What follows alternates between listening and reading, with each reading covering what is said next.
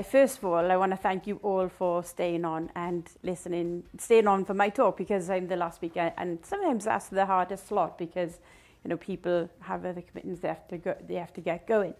But I suppose that's, you know, one of the things about my talk, really. And over the since I signed up to do the talk and I took up this opportunity, I've been thinking, right, well, what am I going to talk about? How am I going to say it? I've said it so many times in my head. I've practiced so many different things. And each time I've done it, it's come out differently. It's never come out the same way. And I'm like, oh, how am I going to get on the stage and do, you know, this talk when different things coming out at different times? Because life's a bit like that, isn't it? So before I continue my talk, there is something that I need you all to do for me. And it's part of my talk, really. It's part of the reason why I'm here. And that is that I need you to interact with me. Because I can't actually see you out there. I can see the bright lights and I can see bits of the red of the chairs, but I can't actually see any people. And that can be a bit daunting when well, you could say it's advantage or disadvantage, I suppose, because if you can see the people, you can see whether they're looking bored or they're looking excited or whether they're engaged with you. But when you can't see anybody at all, it can be a bit daunting because you don't know whether actually they're bored, looking excited or really interested in what you're saying. But I actually just want to do a further challenge in that some of you have been given a brown envelope. Now, those of you who have been given a brown envelope, you've just been randomly selected by Nilam. Thank you, Nilam. And I would like you to open your envelope and I would like you to put the blindfold on that is inside the envelope. Because I want you to spend a day, well, the next half an hour in the day of the life of me. Which is going to be really exciting for you.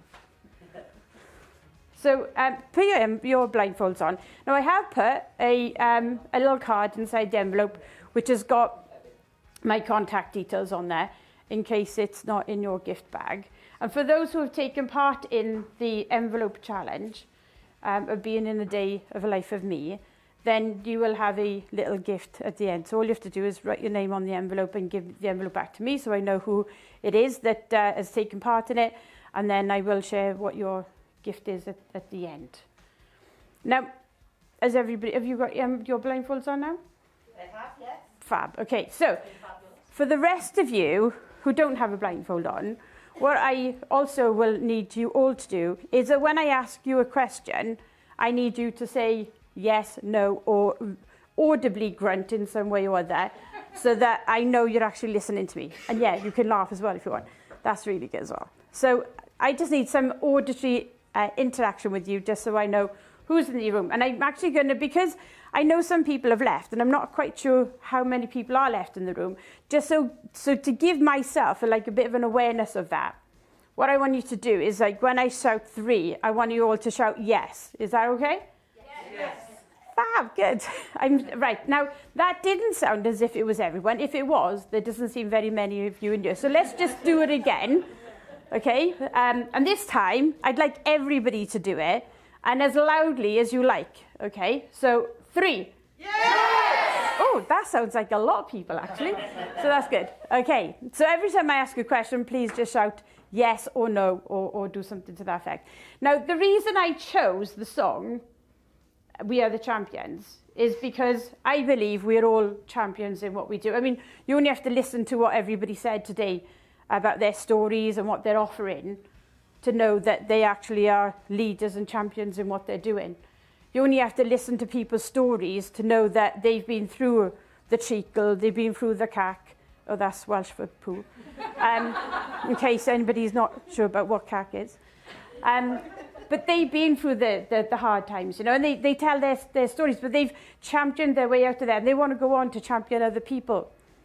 And today, my challenge is that I've set myself a challenge this year, is my 50th year this year. I know I don't look 50.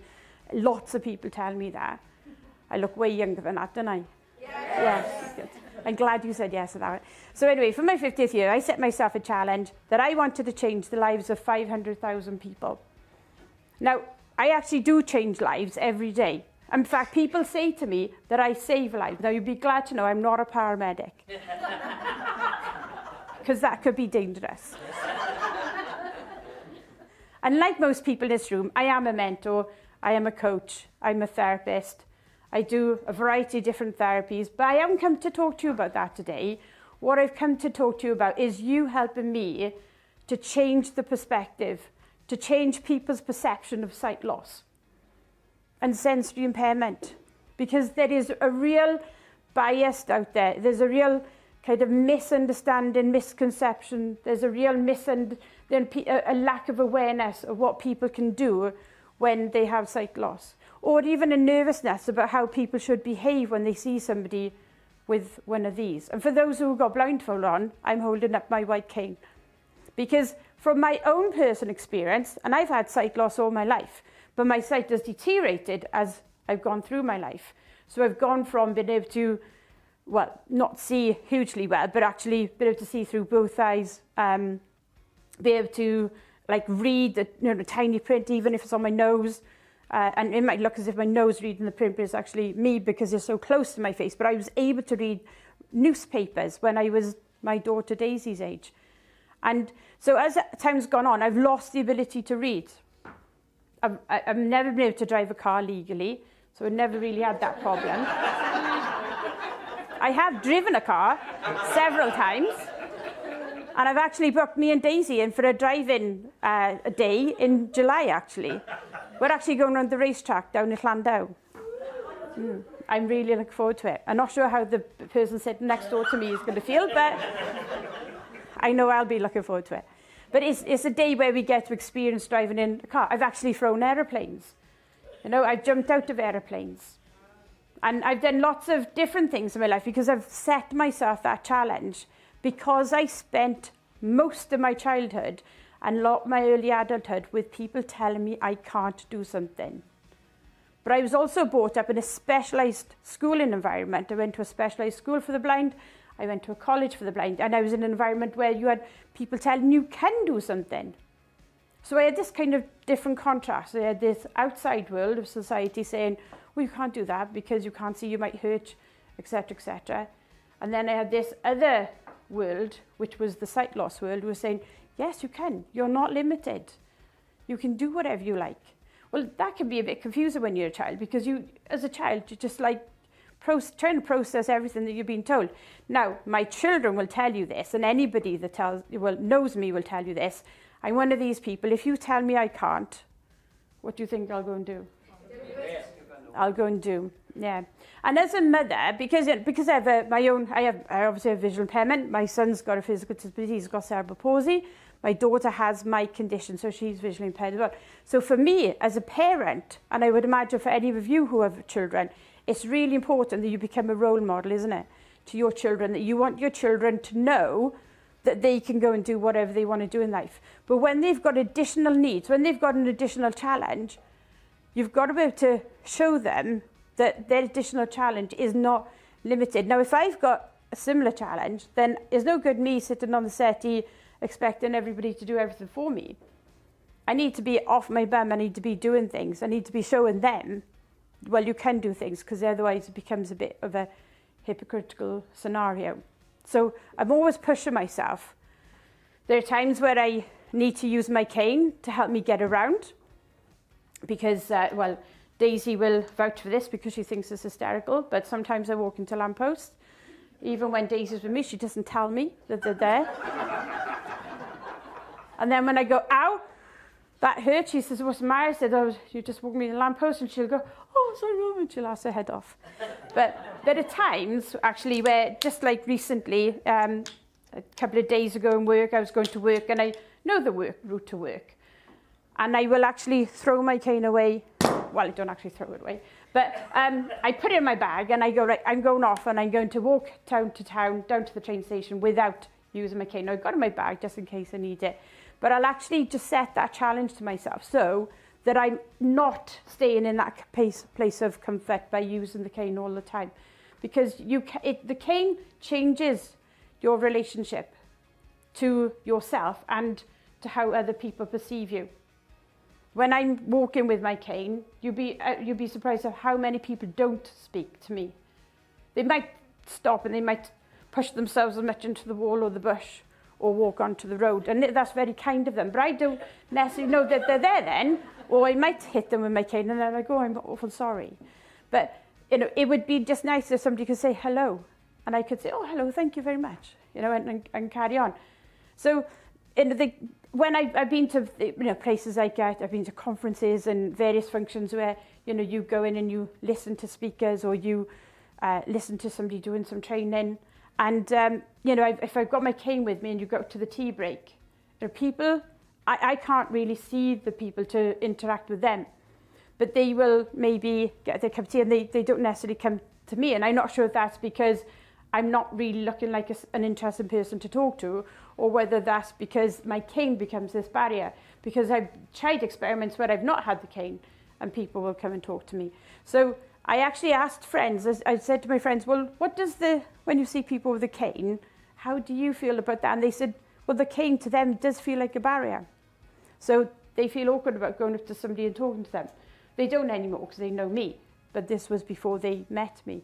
So quite often, I'm the first, maybe the first visually impaired person somebody meets. And I am a good example, but for some people I'm not a good example, because then they maybe think that that's what all visually impaired people are like, but they're not. So I work in the field of visual impairment. I worked in the field of visual impairment for 30 years now.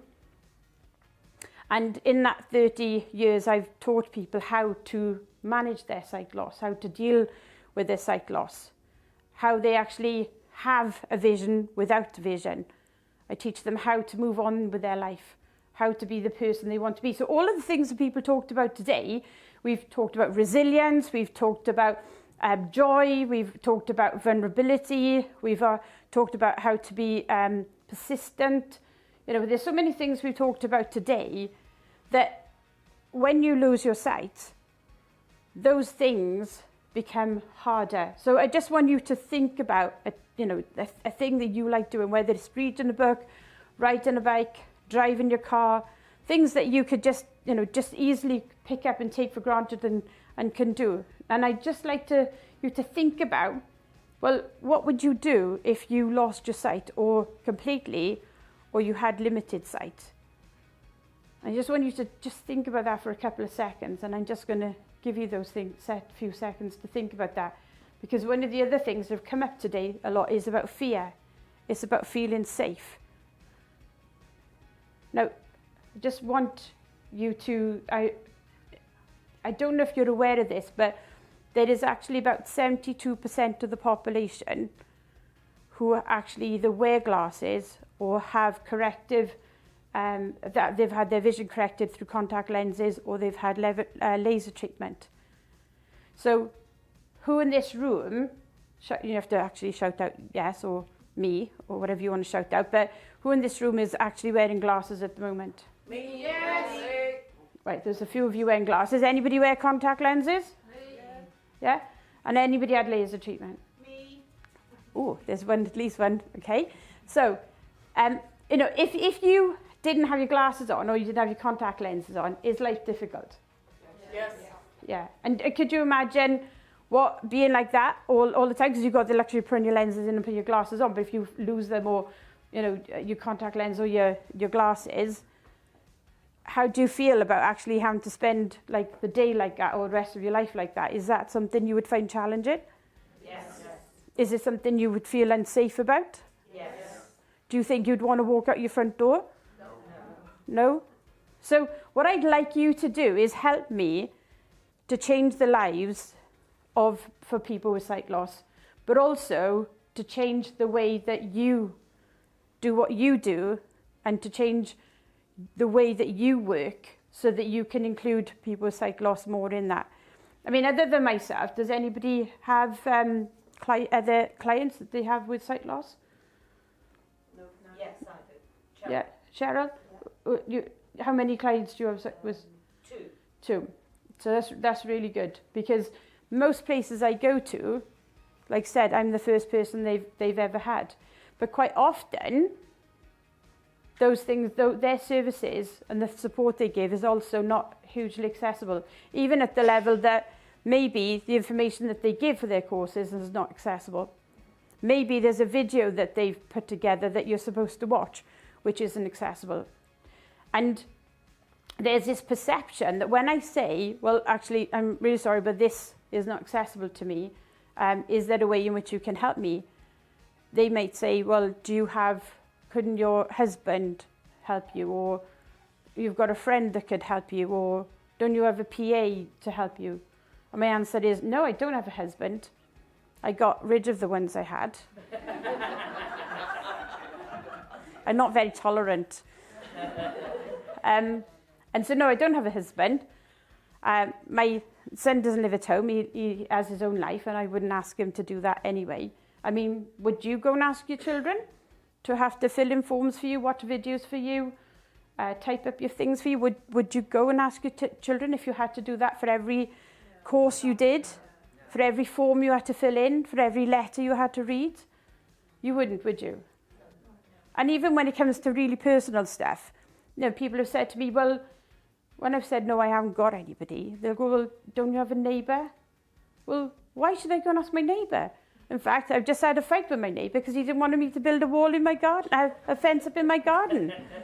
So I'm certainly not going to ask my neighbour to do something for me. But there's this perception that people with disabilities have somebody to help them.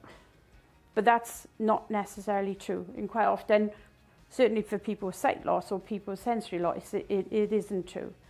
So so it's about having the information that is accessible to them. It's about thinking about, well, if you're writing a book, if you're providing a course, if you're growing things in your garden that are going to hang over your garden wall, if you're going to park your car, it's just kind of thinking about, well, in this action that I take, is this going to be inclusive to everybody? Is this going to have an impact on someone? Because when you park your car on the pavement, and it may be limited parking somewhere, it might, some estates you can't park other than the pavement. But do you really have to be exactly outside the house that you're going to? Because when you park on the pavement, that means that I have to go on the road.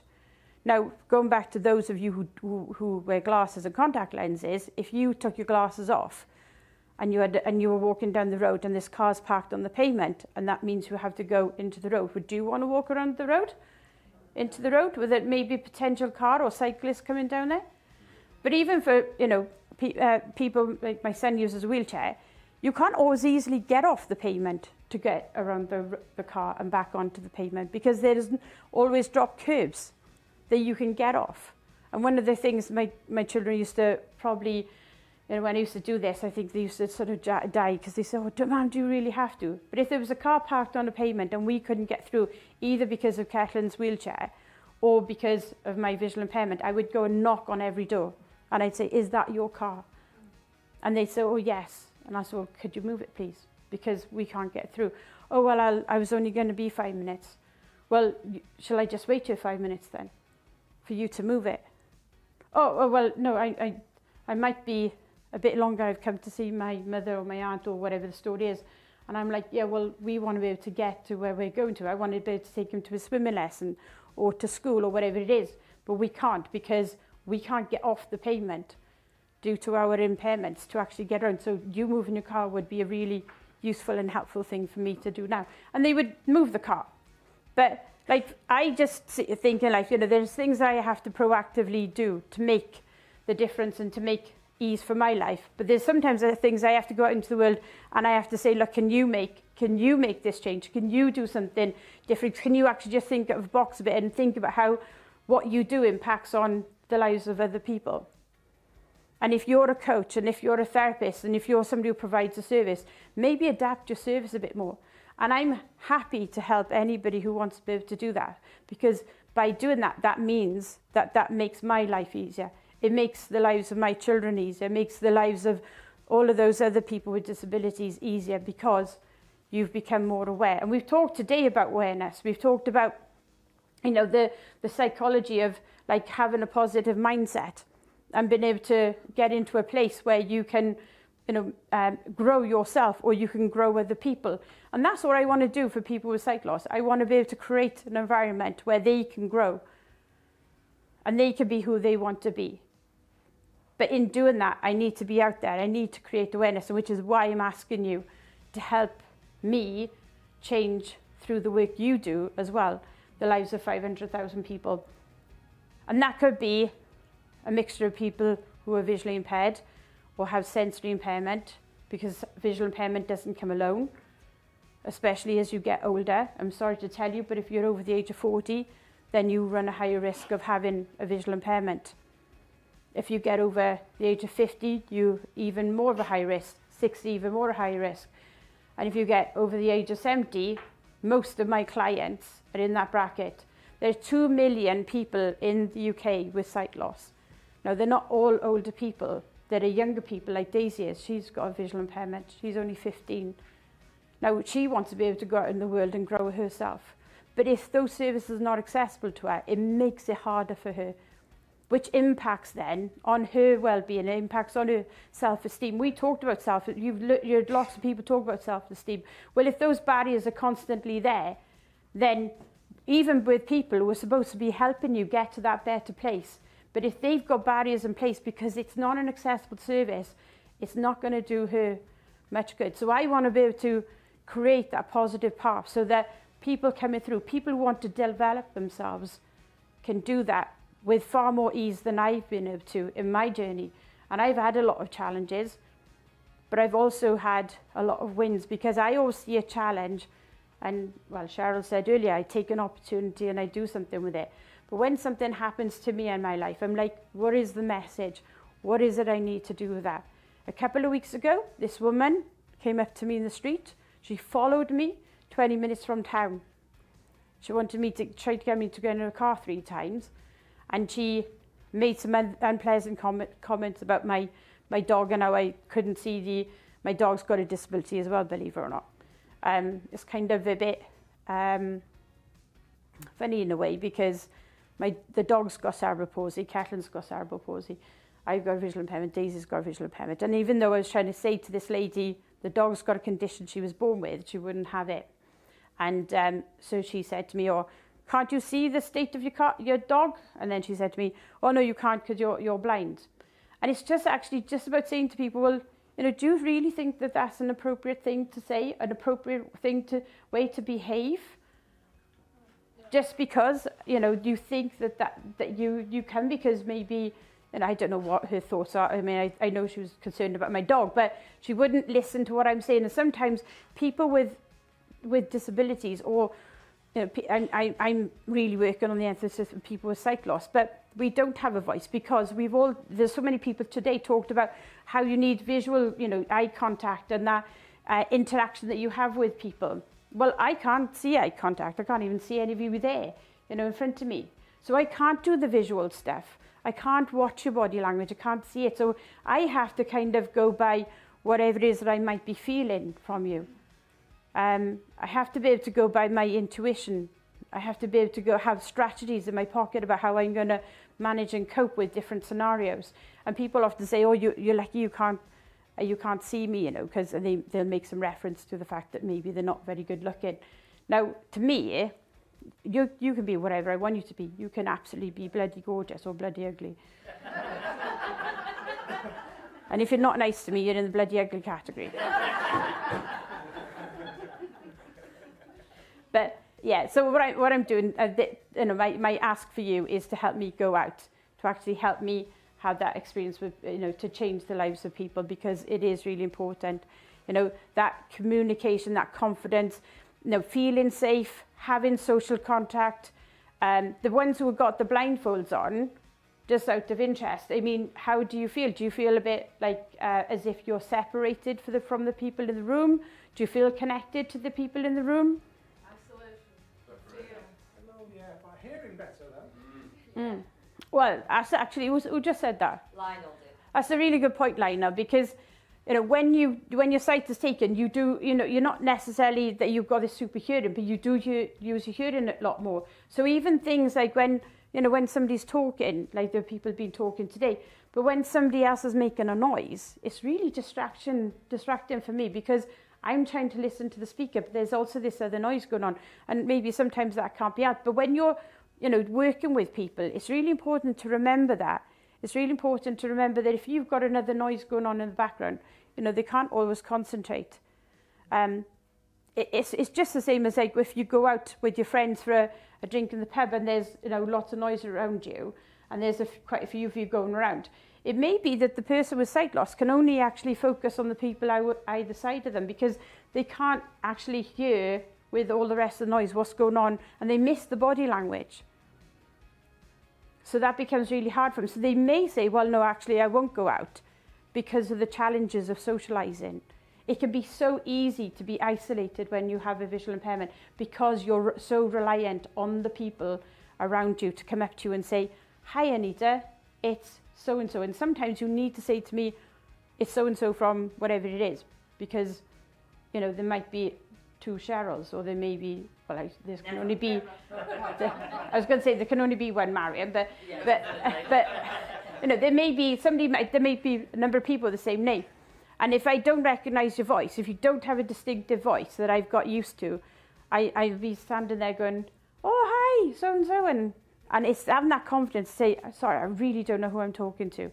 And I got my visual impairment, I can say, well, actually, you know, because I can't see you, who it is that I'm talking to, and you know, you can help create that awareness. But you know, there's so many little hints and tips, and there's in the bags, if you've got them in the bags, I'm not sure if they are in the bags because Neil couldn't see them in a couple of the bags, but there's a little card with the I was going to do a Zoom call, which would just briefly give you some hints and tips on how, if you're a service provider, how you can actually do some really basic things to actually, which are not really going to cost you any money, that you can do to actually make your services more accessible, or the things that you do more accessible to people like me.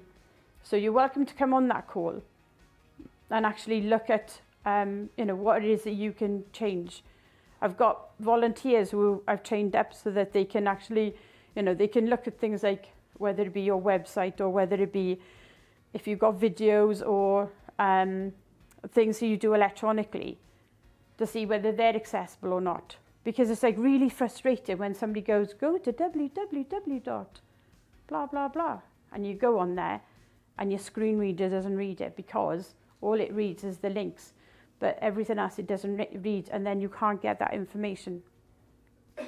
I mean, if I actually give the ones that now have got the blindfolds on, if I said to you, you know, here's a piece of paper, read that, that would be quite frustrating for you, wouldn't it?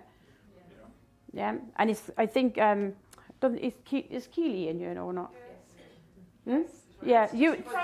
All right, because last night you were talking about your contact lenses, you know, when you go into a pub and, you know, the lighting's poor and you can't read the menu, and you know, I could totally relate to that. But if you kind of magnify that, you can see like what those challenges are. So, you know, just by actually speaking to somebody with sight loss, just by saying hello, making them aware that you're there, you know, not being afraid to have a conversation with them. And if you are going to ask any personal questions like, you know, what happened to your sight, or, you know, why you like you are, then ask them first of all, do you mind if I ask you that question? Do you mind if I just say, well, you know, how did you lose your sight? And they can say yes or no, whether they want to ask it. It's just like as if you were talking to anybody, really. You just sort of think, right, well, is it appropriate for me to ask this question? Would I want somebody to ask me this question?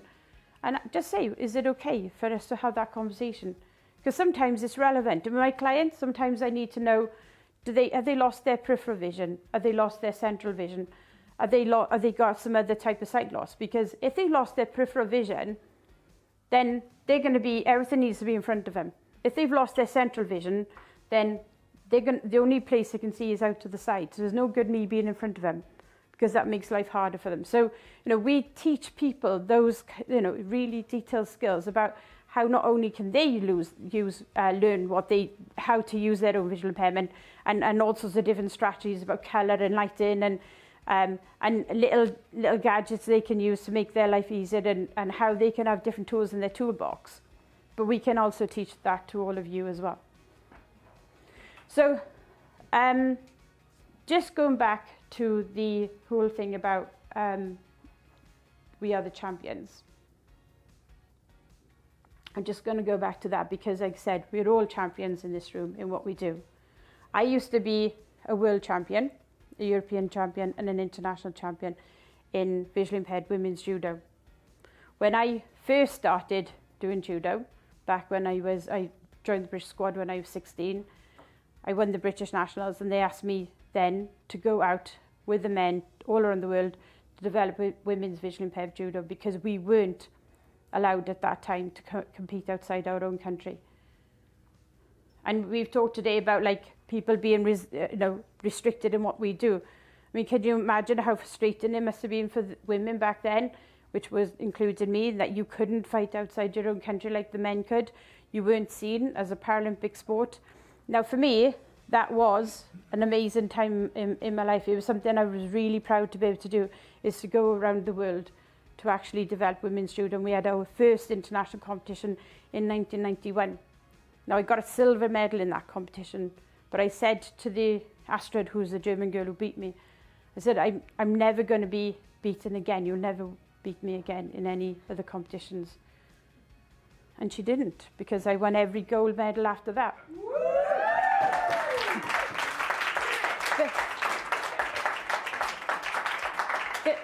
The reason I tell you that is because there can be this perception when you have a disability, when you have visual impairment, about what you can and can't do.